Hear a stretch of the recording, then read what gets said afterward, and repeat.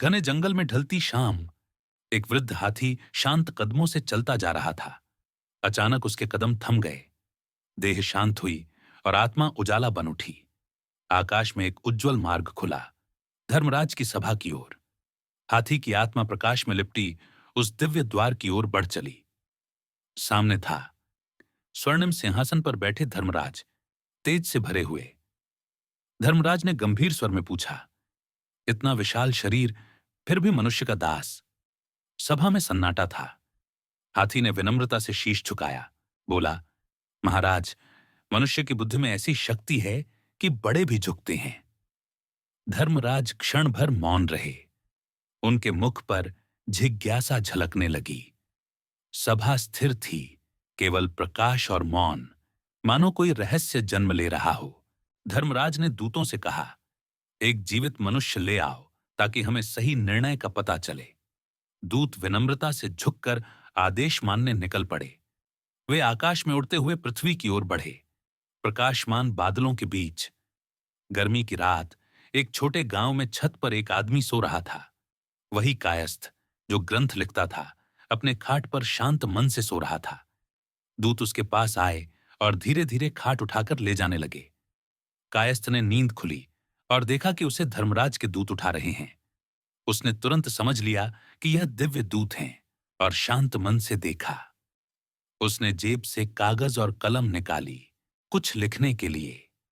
उसने कागज पर लिखा, विष्णु भगवान का नाम और उपयुक्त हस्ताक्षर। दूत खाट उठाए आकाश में उड़ते हुए धर्मराज के दिव्य दरबार की ओर बढ़े। विशाल स्वर्णिम दरबार में धर्मराज इंतजार कर रहे थे। दूत खाट को ध्यानपूर्वक सिंहासन के सामने रख देते हैं। कायस्थ शांत मन से बैठते हैं और कागज को मोड़कर दूतों को सौंपते हैं। दूत कागज धर्मराज को दे देते हैं। धर्मराज कागज पढ़ते हुए आश्चर्यचकित हो उठते हैं। कागज पर लिखा है, नारायण वैकुंठपुरी, प्रकाशमान अक्षरों में। धर्मराज झुककर सम्मानपूर्वक खड़े हो जाते हैं। वे सिंहासन कायस्थ को सौंप देते हैं, हाथ जोड़कर। कायस्थ विनम्रता और शांति के साथ दिव्य सिंहासन पर बैठते हैं। लो दूत चोर को जंजीरों में बांधकर कायस्थ के सामने लाते हैं। कायस्थ ने दया भरे स्वर में कहा, इसे वैकुंठ भेज दो। चोर की आत्मा दिव्य प्रकाश बनाकर ऊपर उठती है। अब दूध बेचने वाली महिला खड़ी है, अपराधी भाव में। कायस्थ ध्यानपूर्वक उसकी हर गलती सुनते हैं। वे कहते हैं, इसे भी वैकुंठ भेज दो। उसकी आत्मा प्रकाश में उठती है, उसके पाप समाप्त हो जाते हैं। अब झूठी गवाही देने वाला व्यक्ति कांपते हुए खड़ा है। कायस्थ ने फिर कहा, वैकुंठ।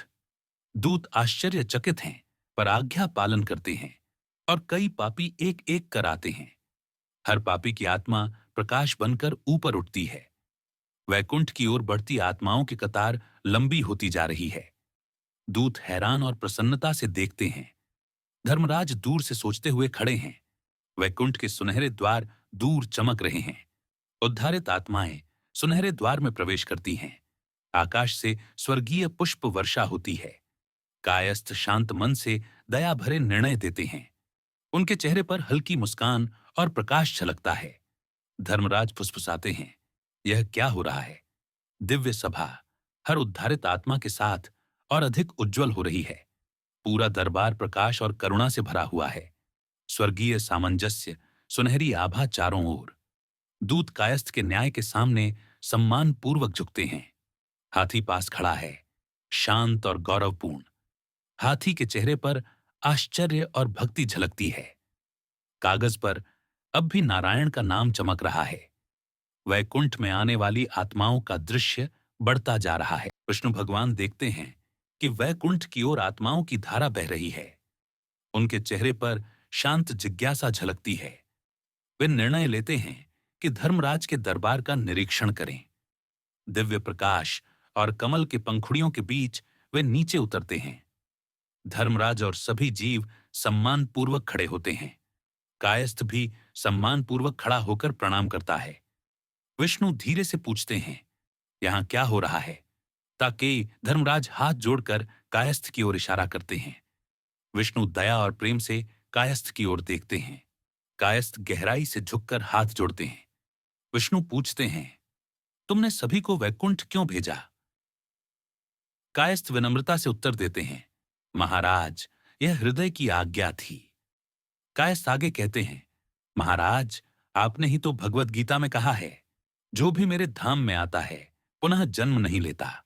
यदि यही आपके आदेश अनुसार है तो मैं सभी को वैकुंठ भेजूंगा, अन्यथा मैं भी नहीं चलूंगा। कायस्थ आगे कहता है, महाराज, हाथी की कृपा से ही मैं यहां आया, इसे भी मेरे साथ ले जाइए। विष्णु का शांत और गंभीर चेहरा सोच में डूबा। धर्मराज और दूत ध्यानपूर्वक सुनते हैं। विष्णु हल्की मुस्कान और दयालु आंखों से देखते हैं। दरबार में दिव्य प्रकाश फैलता है। विष्णु अपने हाथ से कायस्थ और हाथी को आशीर्वाद देते हैं। सभी जीव झुकते हैं।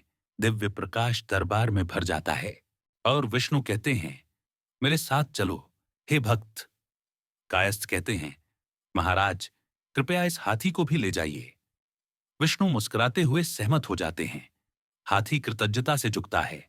हाथी कहता है, मेरे भाई नरक में हैं, इन्हें भी उद्धार दो। विष्णु हाथ उठाते हैं। दिव्य प्रकाश की लहर फैलती है। नरक की अंधकारमय आत्माएं प्रकाश की ओर उठती है। सभी जीव वैकुंठ की ओर बढ़ते हैं। वैकुंठ के सुनहरे द्वार खुलते हैं। विष्णु उन्हें शांति और आनंद के राज्य में ले जाते हैं। स्वर्गीय उत्सव, प्रकाश, पुष्प और आनंद चारों ओर। धर्मराज शांत मन से मुस्कुराते हैं। दरबार दिव्य सुनहरी आभा में नहाया हुआ। हाथी और कायस्थ विष्णु के साथ प्रकाश में चलते हैं।